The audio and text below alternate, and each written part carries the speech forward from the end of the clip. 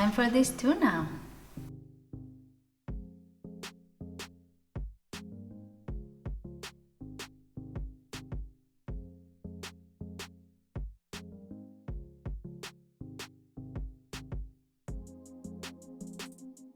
A few weeks ago I made a video about how to make your own bodice blocks or basic patterns, which is really useful. I leave you the link down in the description box below, and don't forget to subscribe if you're not already, because that way you don't miss anything.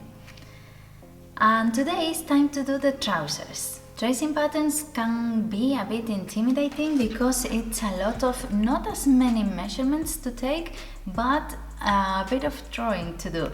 But don't be afraid, because once you start looking at it, it's quite logical the way it's drafted. Of course, we have to take a few measurements, but don't worry, just take into account to do it in front of a mirror if you don't have anyone to help you with this, just in case you adopt strange postures, because then everything goes wrong. Wrong. I said that as well in the video about the bodies and in the how to measure yourself. I leave you the link as well if you want to have a look. So let's start with from top to bottom with the waistline. In my case, I'm not going to measure my waistline, but the belly button bit, belly button height. Then your hip contour, but not where your bone is, but right where the volume is. Then we need the thigh measurement, followed by knee measurement and the contour of your ankle as well. We obviously have to measure the length, and this is from the top measurement you took down to the ankle. In my case, from the belly button measurement down to the ankle. That length we have to take. And then we're going to take the inseam measurement, which is from your crotch down to the ankle.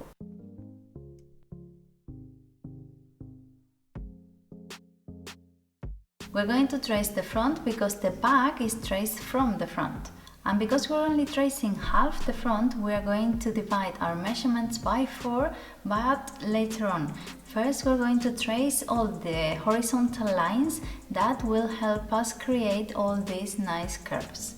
First, we're going to trace the waistline, then the length and the ankle line. And that way we have sort of a rectangle where all the measurements go.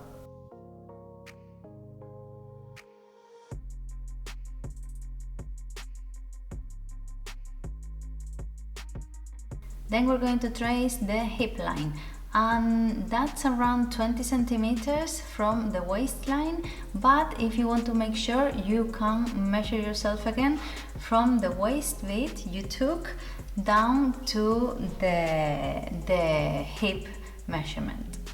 Then we're going to draw the crotch line, and for that we're going to subtract the length we have and the inseam length. That measurement, in my case 23 centimeters, is the one you're going to trace from the waistline down to below the hip line. Then from your crotch line you can measure 7.5 centimeters down, and that is your thigh measurements. I don't know why that measurement is that number, it's just incredible things in the body.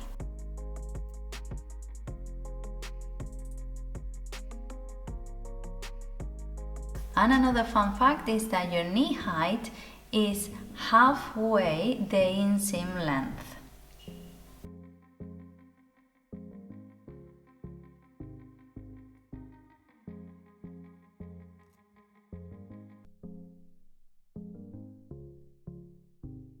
And now that we have drawn all these horizontal lines, on them we can trace our measurements. To start marking all these points that are going to make the drawing of our pattern, we're going to first square up the top 3.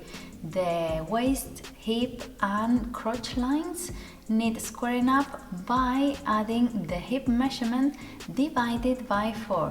If you think about it, we're only tracing half the front, so that is 1/4 of our whole measurement.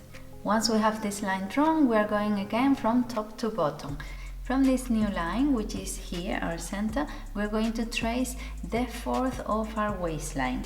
And in this case, I'm not going to add any darts because I think you can easily add them, but if you want to add them, you'll have to add 3 centimeters extra that then you have to subtract from the grain line that we're going to trace in a minute. But I think it's okay to trace it without any darts because then you can easily add them. The grain line is going to be drawn here, so you can easily add it to any pattern. Going down, our hip measurement is already marked, we don't have to do anything there, and now down to the crotch line. When we get to the crotch line, we're going to divide again our hip measurement, the one we already have marked, by 4. And those extra centimeters we're going to add to our new line, which is this shape, trousers half. And from that point you have to join it to the new line, and to do that, if you don't have a French curve, you can measure a diagonal at 2.5 centimeters and start drawing dots and then join them.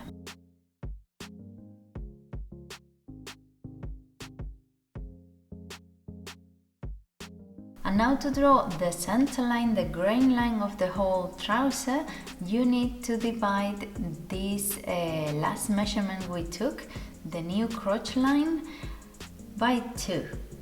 And this you're going to mark all the way down the trouser because it's what is going to be the center for the rest of the measurements. And now for the thigh, knee and ankle, we don't divide by 4 but by 2.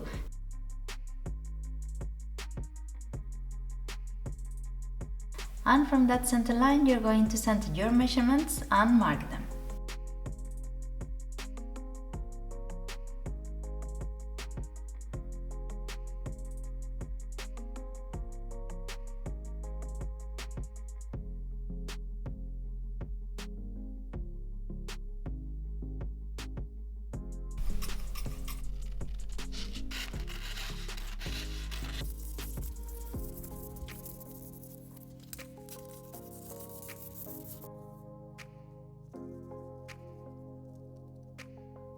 The good news is that we're going to use this to trace the back one.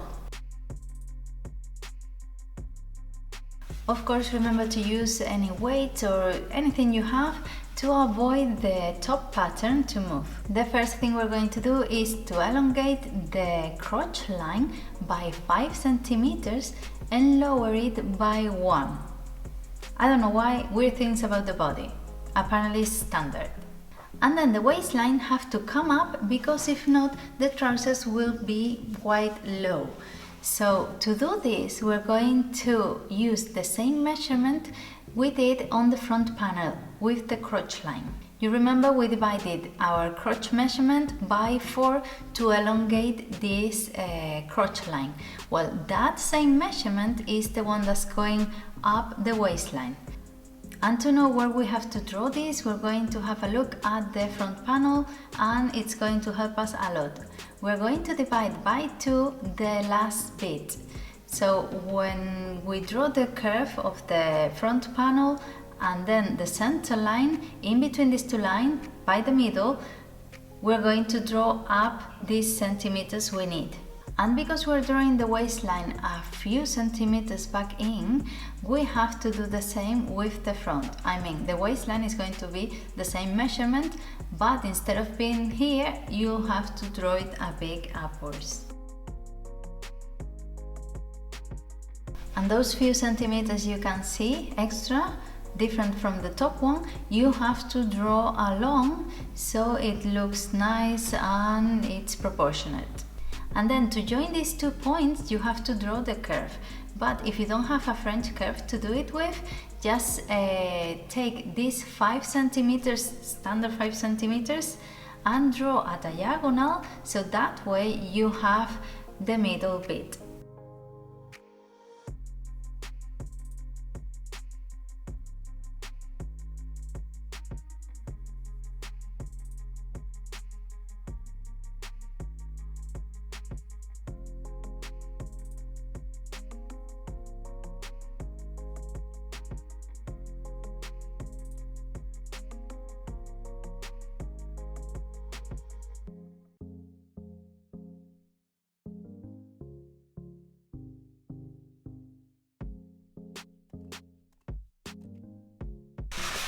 And here we have them. So of course I'm going to put some vinyl on top so I can use them for a long time, and that'll be it.